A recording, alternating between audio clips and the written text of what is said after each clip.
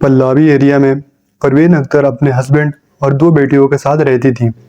यह छोटी सी फैमिली खुशहाल थी, न किसी से बैर न किसी से झगड़ा। वे अब तक बहुत खुश थे। फिर आया 19 मई 2026 का वो काला अंधेरा दिन जिसने इस परिवार को तबाह कर दिया। 19 मई 2026 ढाका। मीरपुर के पल्लावी एरिया में रहने वाली परवीन अख्तर अपने दो बेटियों को उनके अंकल के घर जाने के लिए तैयार करती हैं। सुबह 11 बजे जब उनकी छोटी बेटी रमीशा घर से गायब हो जाती है तो पहले तो वे कुछ देर इंतज़ार करती हैं, यह सोचकर कि शायद वो कहीं घूमने निकल गई होगी। लेकिन कुछ देर बाद जब रमीशा नहीं लौटी तो वे घबराकर अपने घर के बाहर निकलती हैं और देखती हैं कि उनके घर के सामने वाले पड़ोसी के दरवाजे के बाहर उनकी बेटी की एक जूती पड़ी हुई मिलती है। वह यह देखकर घबरा गईं और उस पड़ोसी को जोर जोर से आवाज़ देने लगी।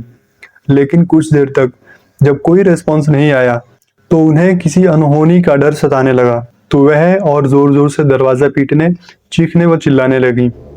उन्हें यह अंदाज़ा नहीं था कि उनकी बेटी के साथ अंदर क्या हो रहा है। लगभग 10 मिनट तक उनके शोर मचाने, चीखने और चिल्लाने के बाद भी अंदर से कोई रिस्पॉन्स नहीं आया तो वे घबराकर पुलिस को इन्फॉर्म कर देती हैं। मौके पर पहुंची पुलिस ने जबरन जब दरवाज़ा तोड़ा तो देखा कि अंदर एक खिड़की टूटी हुई है। ऐसा लग रहा था जैसे कोई अभी अभी तोड़कर कोई भागा हो।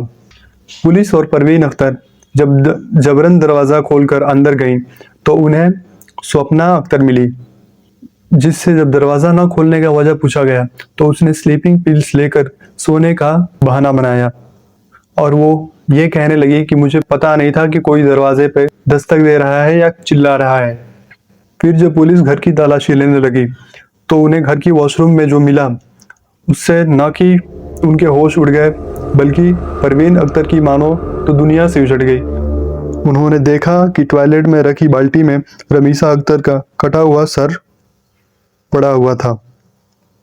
थोड़ी देर पहले जिस नन्ही सी जान को नहलाकर नए कपड़े पहना, उसके हाथ में फूल देकर तैयार किया गया था, उस नन्ही सी जान को बेजान पड़ा देख उस पल उस माँ पर क्या बीती होगी हम सब कल्पना तक नहीं कर सकते।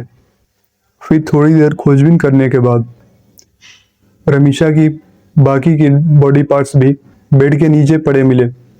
यह सब देख एक बात तो कंफर्म हो गई थी कि इस नन्ही सी जान का इतनी दर्दनाक तरीके से कत्ल इसी घर में की गई है। पुलिस ने स्वप्ना को गिरफ्तार कर जब सख्ती से पूछताछ की तो पहले तो उसने यह कहकर बात घुमाने लगी कि उसे कुछ मालूम नहीं क्योंकि वो स्लीपिंग पिल्स लेकर के सो गई थी। लेकिन पुलिस ने जब उसकी खातिरदारी की तो उसने अपना जुर्म कबूल करना शुरू किया। उसने बताया कि कैसे उस सुबह जब रमीशा घर के बाहर निकली तो उसने उसे चॉकलेट देने के बहाने बहलाकर अपने घर में ले आई, तो घर में उसके हस्बैंड यानी सुहेल ने पहले तो उसे सेक्सुअली असॉल्ट किया, फिर उस नन्ही सी जान का गला घोट उसे मौत के घाट उतार दिया। उसने एक्सेप्ट किया और कहा कि उसके पति यानी सुहेल ने यह सब किया। सुहेल और उसकी वाइफ स्वप्ना नाटोर से कुछ महीने पहले ही ढाका रहने के लिए आए थे। सुहेल वैसे तो एक ई रिक्शा मैकेनिक था, बाहर से एक आम इंसान जैसा दिखता, सबसे नॉर्मल बातचीत, किसी से दुश्मनी या कोई झगड़ा नहीं। लेकिन अंदर ही अंदर वह एक क्रिमिनल था और ये बात उस मोहल्ले में किसी को पता नहीं थी।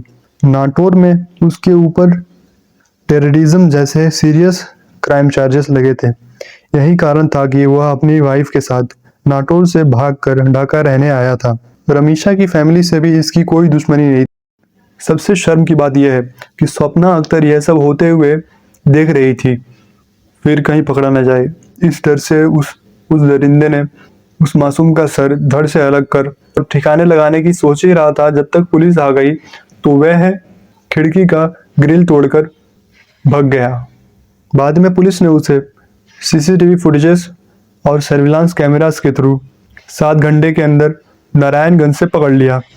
पुलिस ने उससे जब उसके इस घिनौने काम का रीज़न पूछा तो उसने बताया कि वह और उसकी वाइफ दोनों ही ड्रग के नशे में थे और उन्हें होश नहीं था कि वह क्या कर रहे हैं। यह केस जब पब्लिक को पता चली तो सबका खून खौल उठा और सबने उन दोनों की डेथ सेंटेंस की डिमांड करने लगे। पोस्टमार्टम रिपोर्ट में भी यह बात सामने आई कि सुहेल ने उसका यौन शोषण किया था। कोर्ट ने मामले की गंभीरता को देखते हुए उन दोनों को डेथ सेंटेंस यानी कि मौत की सज़ा सुना दी है, लेकिन इन दोनों के डिफेंस लॉयर ने डेथ पेनल्टी को लाइफ इम्प्रिजनमेंट यानी आजीवन कारावास करने की अर्जी अपर कोर्ट में डाली है और फिलहाल यह केस अभी कोर्ट में चल रहा है। साइकोलॉजी में ऐसे लोगों को एक टर्म मास्क ऑफ सैनिटी के थ्रू समझा जा सकता है। ऐसे लोग जो बाहर से तो बहुत ही फ्रेंडली, कॉन्फिडेंट दिखते हैं, लेकिन अंदर ही अंदर वे उसके अपोजिट एक दूसरी पर्सनैलिटी, एक दूसरा चेहरा लिए घूमते हैं, जो कि इनके बाहर वाले पहचान से बिल्कुल अपोजिट होता है। सुहेल के केस में भी यही था, बाहर से एकदम नॉर्मल और अंदर से एक हैवान, जिसका खामियाजा रमीशा जैसी मासूम लोगों को भुगतना पड़ता है।